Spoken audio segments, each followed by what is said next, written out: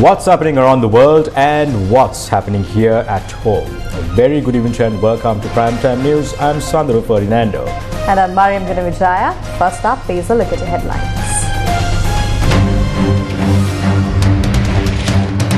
UNP's Vajra calls for probe into funding received by 75 political parties in the country. Parliament likely to be prorogued on the 24th of January. Stipend disparity sparks nationwide strike. Healthcare paralyzed. Consumers facing a bitter bite as vegetable prices soar. Kilogram of carrot sold for 2,000 rupees. Engineers write to President asking to explore competitive investors instead of rushing to divest SLT. Red Sea crisis worsens. Iran intervenes.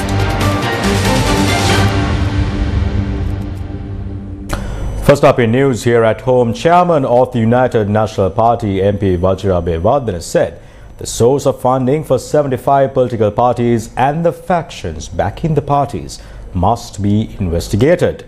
Speaking during a media briefing at the Presidential Media Centre, MP Bewardene said the committee appointed by the President, chaired by Prasad Dep, is attempting to propose a constitutional amendment for this purpose.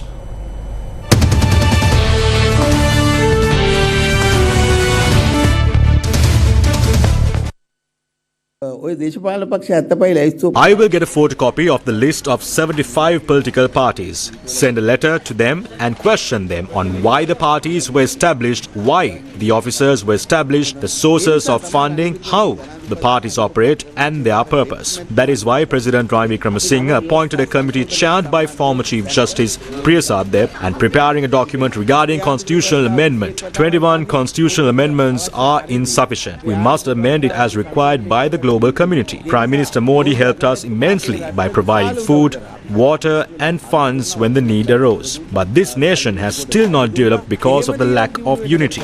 We fight, and that is why I said it could be Vijay Veera, Vijay Kumar Tunga, Prabhakaran, Uma Maheshwaran, Ashraf or Upali Vijayawardene. They may all be killed. We must stop this lack of unity. විදායක ජනාධිපති ක්‍රමයක් තියෙයිද නැද්ද? In 1997, the UN leader asked each member of the working committee regarding their opinions on this. A majority wanted to abolish it. Myself and one other member didn't want to abolish it because powerful nations in the world have used it and developed. It is a democratic tool. We don't have kings. Although we gained independence, they still have a monarch. Our kings were killed, but to date, they bow before their kings. Because we don't have a king, executive presidency should continue.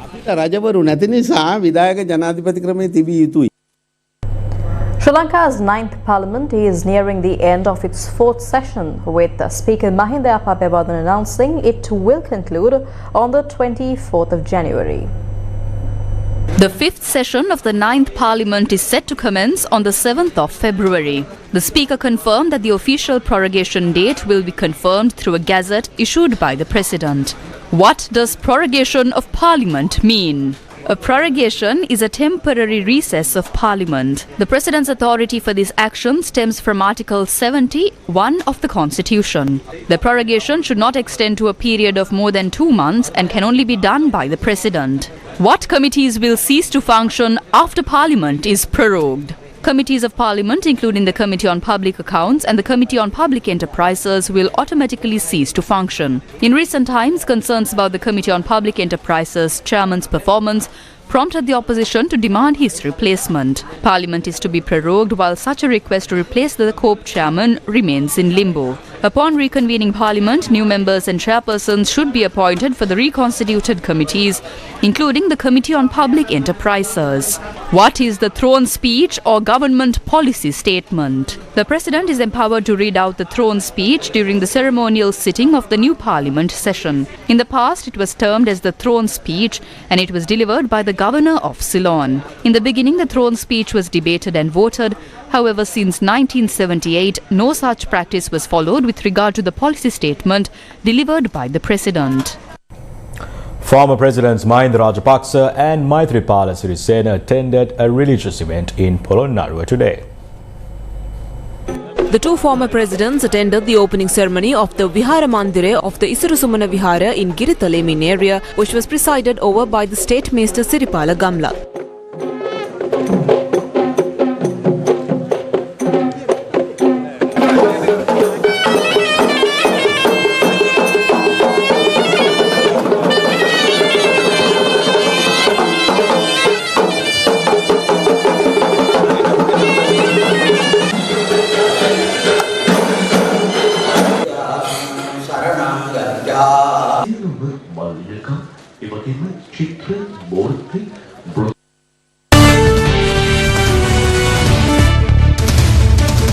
Former President Mahindra Rajapaksa expressed his views on the SLPP presidential candidate for the upcoming election. He expressed these views at the inauguration of the Polonnaruwa District Joint Committee Hall.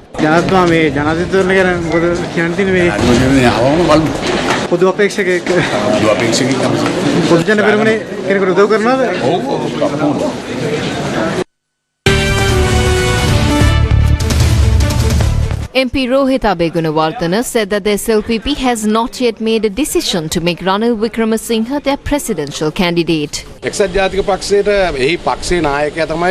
Ranil Wickremesinghe is the UNP leader. He has the right to say that he is the presidential candidate for his party. But the Sri Lanka Podujana Peramuna is not ready to say that President Ranil Wickremesinghe will also be our candidate. It is a decision that should be taken by the political committee, including the leader of the Sri Lanka Podujana Peramuna Mahindra Rajapaksa and the founder of our party, Basil Rajapaksa. When various names are nominated to the committee, the name Ranil Wickremesinghe will also come up. But no decisions have been taken yet. Those decisions will be taken on time while considering the country and its citizens.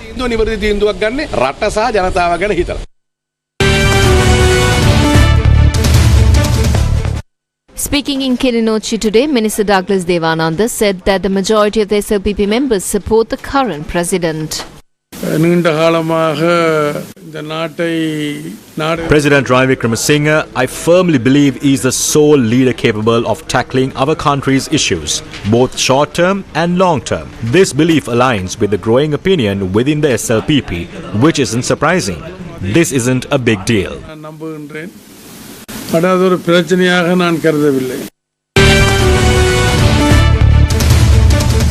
The Samagi Jana Balavege expressed their views on the upcoming presidential election. By the end of January, they will realize that if the presidential election is held, they will lose the election. Ranil Wickremesinghe is currently conducting a survey report saying that the presidential election will be unfavorable for him. As soon as that report is prepared, he will dissolve parliament and go for a parliamentary election. We are preparing ourselves for any election.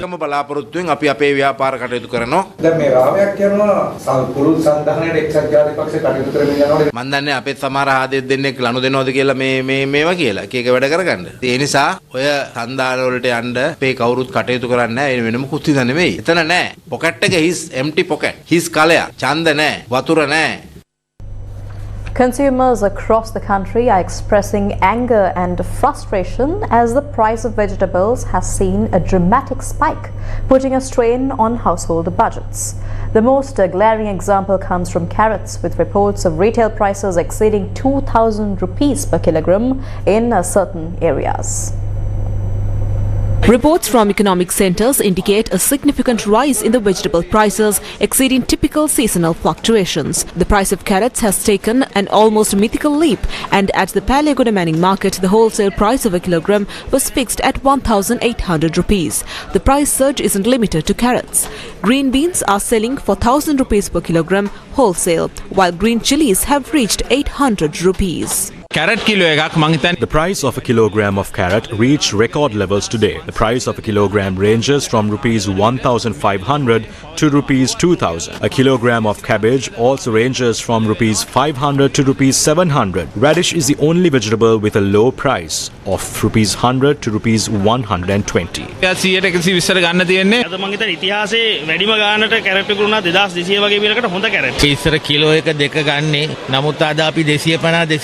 ගත්තේ. මොකද වම්බොටු ඇවිල්ලා 800යි. කොහමද කරන්නේ? පාරිභෝගිකයට දැන් මිලදී ගැනීමේ හැකියාවක් ඇත්තෙම නැහැ.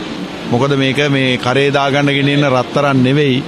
බඩට ගන්න ආහාරයක් මාස 4කට වැඩි කාලයක් වැස්සම පතිත වුණා. ඒ නිසා ගොවිතැන් කරන්න බැරි වුණා. පෑලිකොට මිල ගියා රුපියල් 2000යි. 2000යි අපි ගෙනාවෙත් නැහැ. ගෙනල්ලා කීයර ඉක්ුණන්නද? කෑර් 250 මේ ICI කොහොම මිනිස්සු ගනීද? කන්නේ කොහමද? ගෝව 100ක් 120යි. බෝච්චි 100ක් 120යි. වෙලා තියෙන මිනිස්සු කොහොම ගණන් කියනද කියලා. සුප් එකක්වත් බී ගන්න බෑ. සුප් එක රුපියල් 3000ක් එනවා. ඒ කැරට් ගෙඩියක් ගන්න ගියාම රුපියල් 200ක් විතර වෙනවා. එළවලු ගන්නේ කොහමද? දැන් මේ කැරට් කිලෝ එක 1700යි. බොංචි කිලෝ එක 1300යි.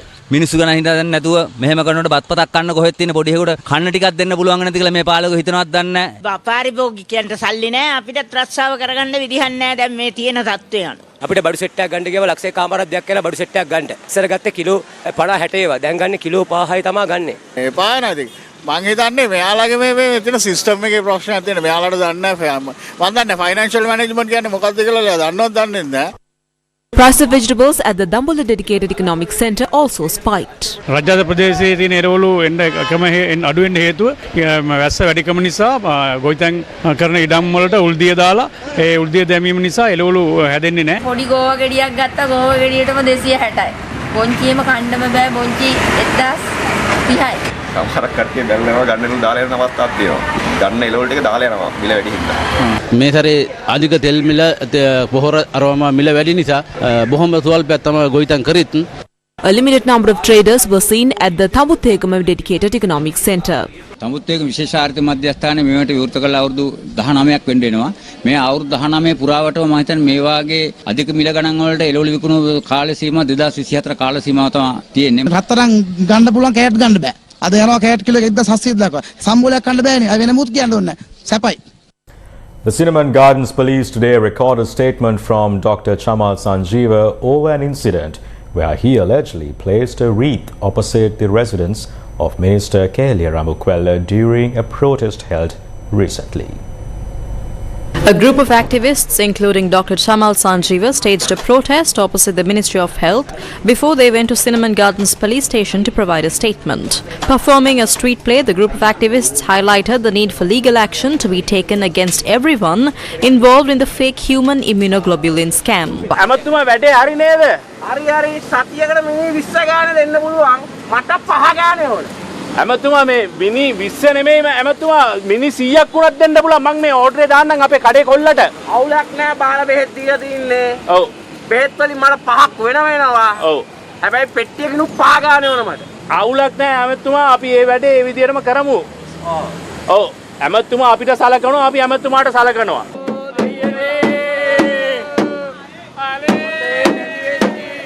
When the group attempted to march forward, they were prevented from doing so by the police. The group then gathered at the Lipton Circus and staged a protest.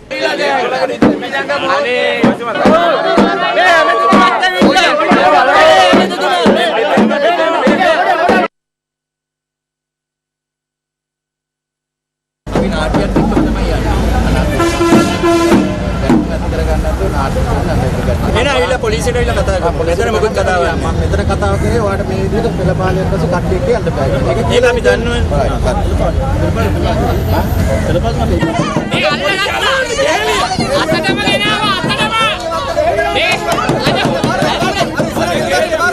Thereafter, Dr. Chamal Sanjiva provided a statement to the Cinnamon Gardens police. When parliamentarian Dr. Kavindra Jayawardena arrived at the Cinnamon Gardens police, the group of activists present voiced their objections against him as well. විශේෂයෙන්ම පක්ෂවලින් තොරව කලේ ඒ හින්දා මේ මිනිසුන්ගේ ඒ නිර්පාක්ෂික භාවයට මෙතුමාගේ අදහස හොඳ වෙන්න පුළුවන් ඔප්පම් වෙන්න පුළුවන්. හැබැයි අපිව දානවා කැටගරි එකට සජබේ කැටගරි එකට. ඒකට මේ කට්ටිය ආවේ නැහැ කියලා විතරක් දාගන්න අපි මේකේ නැහැ. මේ වැඩේ අපි දන්නේ නැහැ අපි දෙන්නෙත් නැහැ. ඇත්ත වශයෙන්ම මම මෙතෙන්ට ආවේ අපේ චමල් සංජීව වෛද්‍යතුමා අත්අඩංගුවට ගන්නවා කියලා අපිට තොරතුරු වාර්තා වුණා. ඒ අනුව තමයි අපි ආවේ. Newsfirst correspondent said the police recorded statements from Sanjiva and Dr. Chamal Sanjiva for about 2 hours. The daughter of Kehelia Rambukwella had filed a complaint at the Cinnamon Gardens police station over placing a wreath opposite the residence of Kehelia Rambukwella and the fact that she got scared after she saw it. We gave our statement to the police. If Kehelia got scared after seeing this wreath, we would like to ask as to who is going to be held responsible for the fear experienced by the people after substandard medicine worth 15 billion rupees was sold to the general public. We would like to reiterate that we will continue this struggle. President Ranil Wickremesinghe delivered an update on Sri Lanka's debt restructuring efforts at a business meeting hosted by the Sri Lanka Board of Investment and the Swiss Asian Chamber of Commerce yesterday. He announced that key creditors have expressed their agreement in principle to the proposed restructuring plan. President Ranil Wickremesinghe addressing the business roundtable organised by BOI Sri Lanka and the Swiss Asian Chamber of Commerce during the 54th annual meeting of the World Economic Forum highlighted significant strides in Sri Lanka's economic recovery and outlined future growth prospects. Last week I had a meeting with the IMF team, came to Colombo, and they told me that we had overperformed, which is rather surprising. I suppose the crisis affected us all adversely. I need not say how business suffered. This is why I spoke with the IMF and agreed with them to do the debt restructuring. There was no other way out for Sri Lanka. And because the IMF certificate is needed for me to deal with all our creditors. So the debt restructuring process is moving along effectively. All of Sri Lankan's key officials and creditors have agreed in principle to restructure debt in line with the IMF target requirements. The next steps are to complete discussions with the commercial creditors. The IMF approved Sri Lanka's first program review in December 2023, and this paves the way for the economy to shift from stabilization to recovery and growth from 2024. Government is developing access to market for businesses established in Sri Lanka by expanding the network of trade agreements. Following the successful conclusion of an FTA with Singapore, we have now concluded an FTA with Thailand, which we will sign on 3rd of February.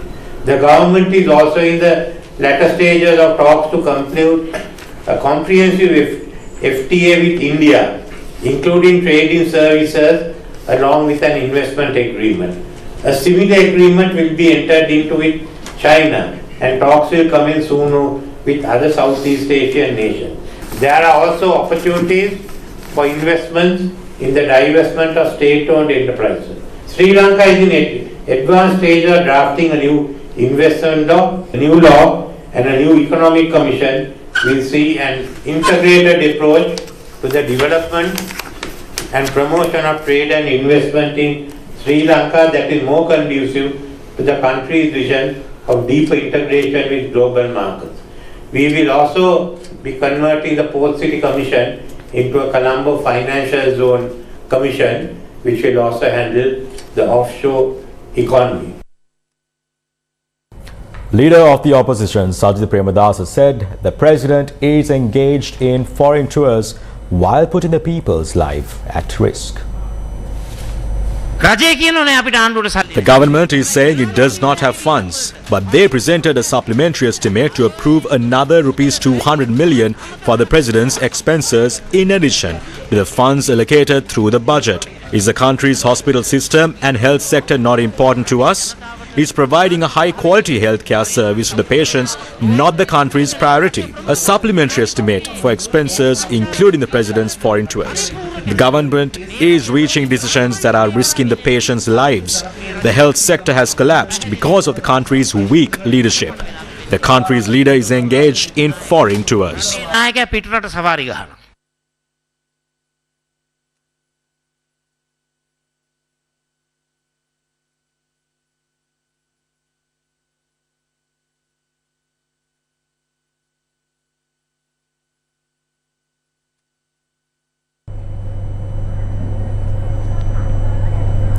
The Joint Council of Paramedic Professionals announced that the ongoing strike involving 72 health sector unions, including public health inspectors and laboratory technicians, will conclude at 8 a.m. tomorrow. Although discussions at the Ministry of Finance this afternoon failed to reach a resolution, convener of the Joint Council of Paramedic Professionals, Ravi Kumudesh, says that the strike will not continue due to several other factors. Union representatives held discussions with Acting Finance Minister Shehan Semasinghe and Health Minister Ramesh Patiruna at the Ministry of Finance today. They said they hope to have a discussion and give an answer as soon as the President returns to the country. After considering our proposal, we have decided that we need to give them some space and that it is not appropriate to continue further inconveniencing the health sector at this time.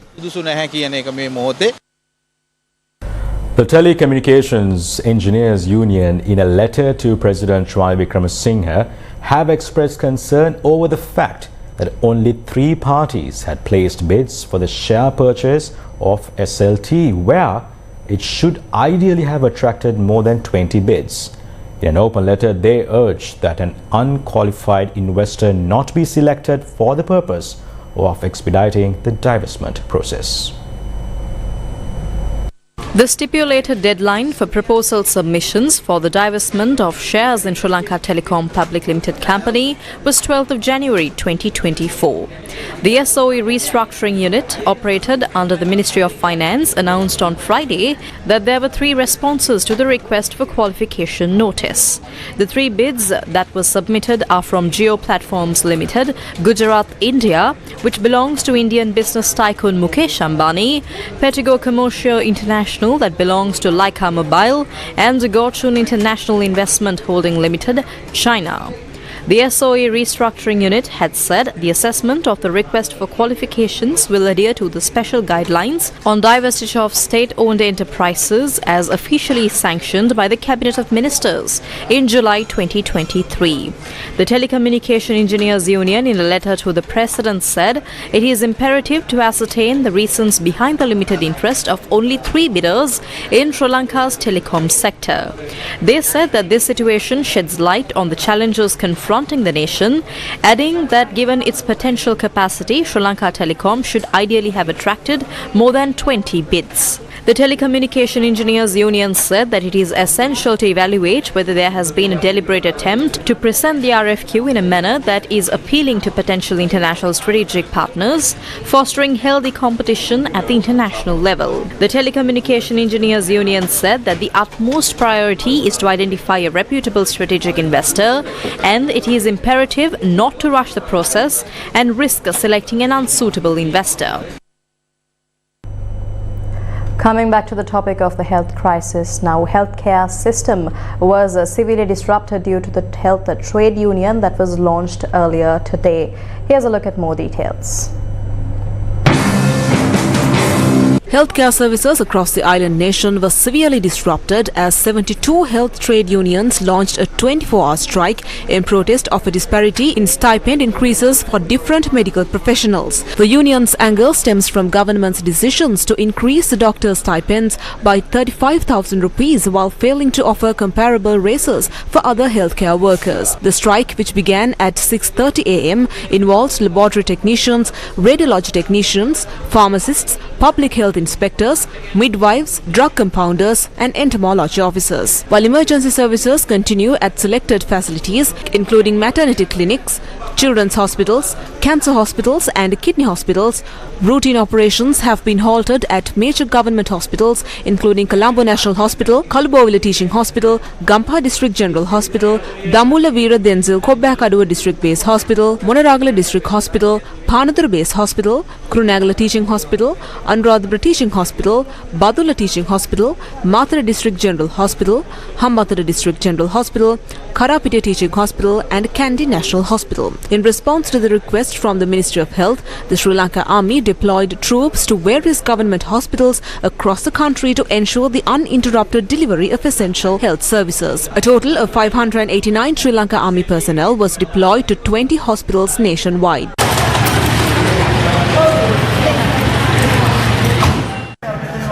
අර පුටුවක් අරගෙන බංකුවක්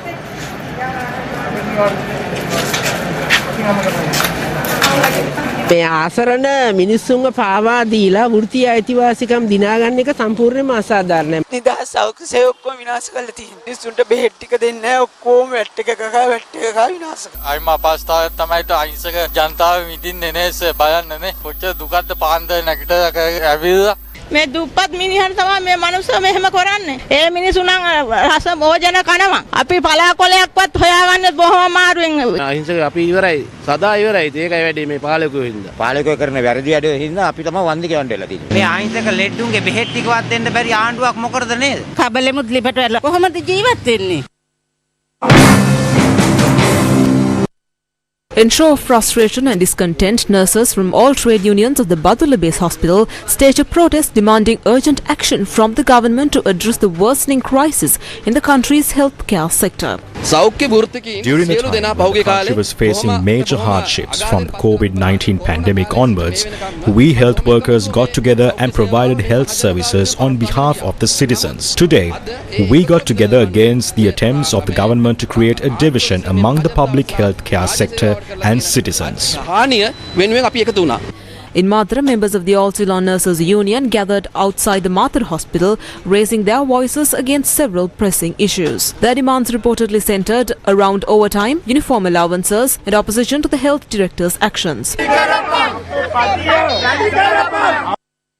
Another protest organised by the All Ceylon Nurses Union was held opposite the Anuradhapura Teaching Hospital, demanding an allowance that corresponds with the current cost of living. If there were 50 nurses to treat 100 patients, today there are only 25. Many are leaving the service and many are moving abroad. We do not get a fair wage for the labour we spend and the hard work. In Colombo, the Joint Health Services Union initiated a satyagraha, a form of non-violent protest, opposite the National Hospital. Their central demand was a significant increase in the special duty allowance for junior staff from the current 1,000 rupees to 8,000 rupees. We know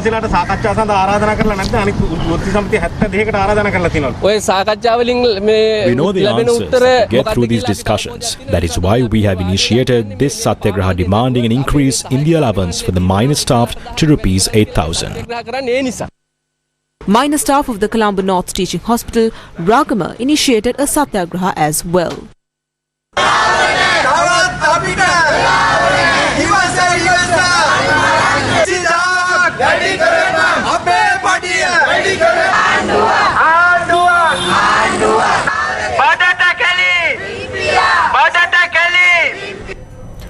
KDLH was summoned to the Criminal Investigation Department today. KDLH arrived at the CID this morning to record a statement on a report published on a website concerning the launch of a trade union for armed forces. The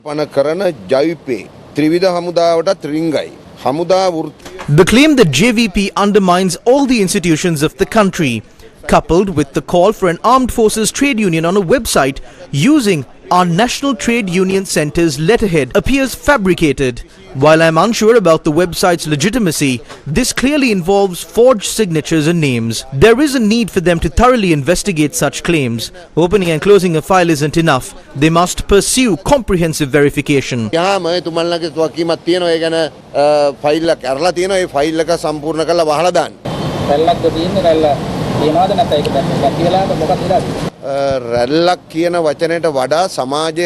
Instead of saying there is another wave, society today finds itself burdened with responsibilities, having abandoned other political parties to side with the JJB.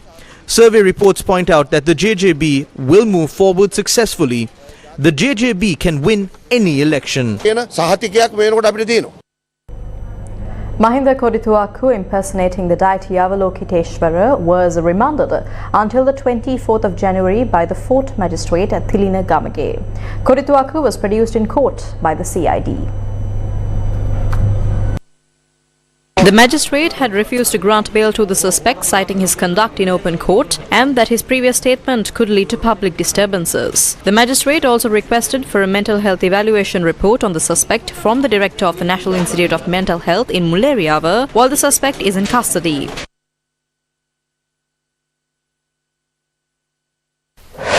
News Newsfirst, with the people. The first phase of the inspection ahead of St. Anthony's Church feast in Kutu was held today. The Kutu feast, held annually on the uninhabited island of Kutu near Jaffna, Sri Lanka, is a vibrant tapestry woven from faith, community and shared traditions. Devotees from both Sri Lanka and India engage in prayers, special masses and processions, seeking blessings for a safe and prosperous fishing season. Last year, more than 2,000 devotees from Tamil Nadu participated in this feast. Similarly, about 10,000 devotees from Sri Lanka participated in this feast and conducted joint prayers. This year, the St. Anthony's Church feast in Kutu will be celebrated on the 23rd and 24th of February. Russia delivered over 100 tons of sunflower oil to Sri Lanka. The Russian Federation delivered 117 tons of sunflower oil as a humanitarian assistance to the people of Sri Lanka. Having handing over this consignment of vegetable oil or sunflower oil as a humanitarian aid, the first one took place in September last year, if you remember. Now it's a repetition. Hopefully we will continue our humanitarian support not only to the friendly people of Sri Lanka but to some other countries who are in need in Africa, in some Asian countries, and despite the problems my country is facing right now. Needless to say that the current international situation is a little bit complicated, and thousands and thousands of sanctions have been imposed against my country, against the Russian Federation. But thanks to the policy of my government and personally President Putin, we managed to overcome many problems. And right now, Russian Federation has become #1 in Europe in terms of economic development and #5 in the world after China, USA, India and Japan. Thanks to the sanctions, it sounds a little bit fun. Thanks to the sanctions, we managed to boost up our domestic production. And we are going ahead under the leadership of my president. So once again, let me assure you that we will continue our humanitarian aid to all friendly countries, including friendly people of Sri Lanka. The University of Visual and Performing Arts celebrated Thai Pongal at the university premises today, marking the beginning of the solar calendar for another new year.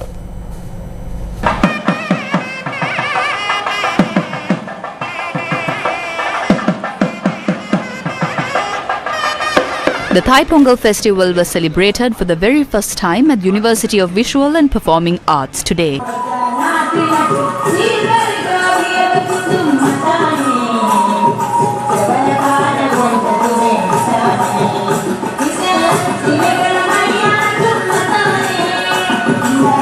The Indian High Commission and the University of Visual and Performing Arts were among the organizers of the event. Director of the Swami Vivekananda Cultural Centre, High Commission of India, along with Vice Chancellor of the University of Visual and Performing Arts, Professor Rohan Netsinghe, also took part in the event.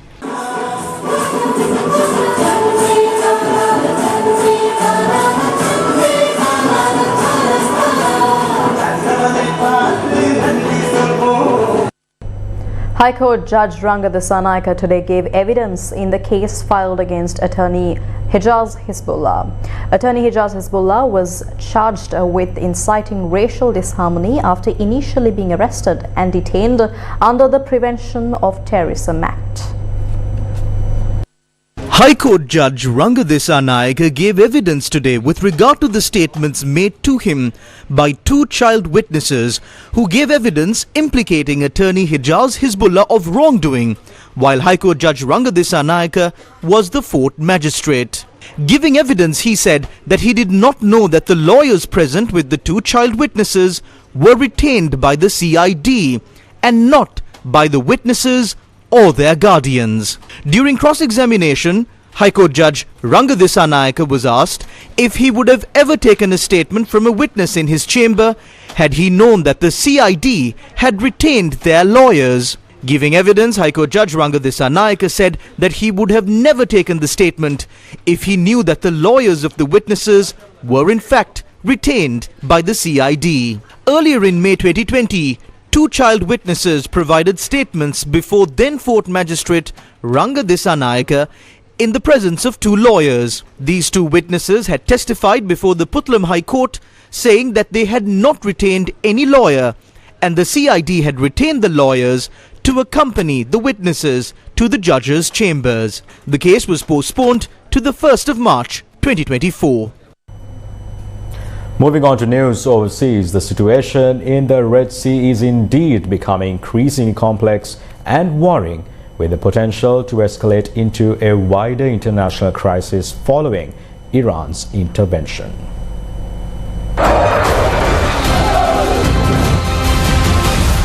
Red Sea crisis. A US-owned cargo ship was targeted by a missile off the coast of Yemen amid heightened tensions in the Red Sea. US-owned and operated dry bulk ship Gibraltar Eagle was struck with an anti-ship ballistic missile. The vessel's US-based operator, Eagle Bulk Shipping, said that it was hit by an unidentified projectile while sailing 100 miles off the Gulf of Aden and suffered limited damage to its cargo hold, but no seafarers were injured. The Gibraltar Eagle had started its journey on the 24th of December from South Korea and passed through the Sea of Sri Lanka on the 8th of January. It was to reach Egypt later this week. However, before it could reach the Red Sea, it came under attack in the Gulf of Aden. The operator said the vessel suffered limited damage to a cargo hold, but is stable and is heading out of the area. The Houthis has been firing at commercial vessels crossing Red Sea, which they say are revenge against Israel for its military campaign in Gaza. The United States, the United Kingdom and other countries have condemned the Houthi attacks and deployed naval forces to the region. The Islamic Revolution Guards Corps says it has fired barrages of ballistic missiles at an Israeli espionage center of the Israeli regime's Mossad spy agency in the Iraqi Kurdistan region. The IRGC added that its missile strike on the Iraqi Kurdistan region has totally destroyed the Mossad center there. While tensions are brewing in the international sphere, Sri Lanka's president recently announced that a vessel from the country's navy will be deployed to the Red Sea.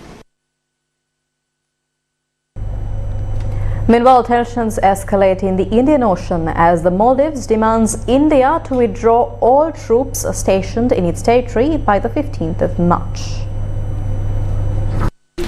The Maldives has called for India to withdraw troops from its territory by the 15th of March in a step that will further strain ties between the South Asian neighbours. A contingent of around 8 Indian soldiers are stationed on the Indian Ocean archipelago to provide support for military equipment given to the Maldives by New Delhi and assist in humanitarian activities in the region. In talks between senior delegations from both countries, President Mohammad Muizzu proposed that the soldiers leave. President Muizzu won elections last year on a pledge to end the Maldives' India First policy in a region where New Delhi and Beijing compete for influence.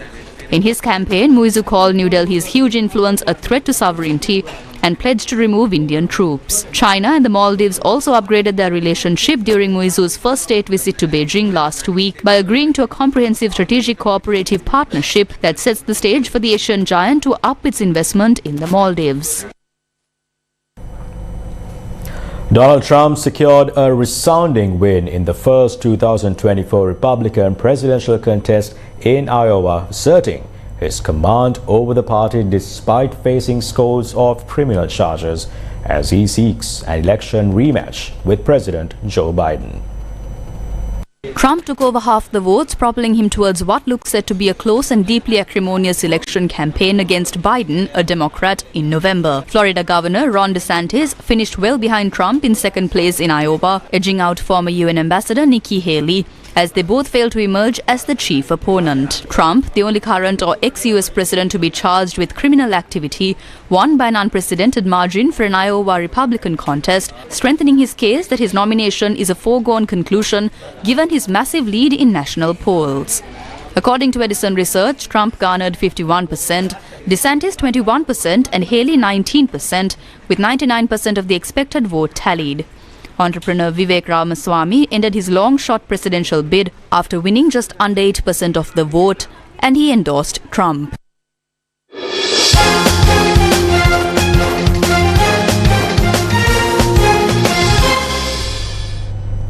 And in sports, we have cricket news. The second match of the three-match T20 international series between Sri Lanka and Zimbabwe got underway at the R. Premadasa International Stadium in Colombo today.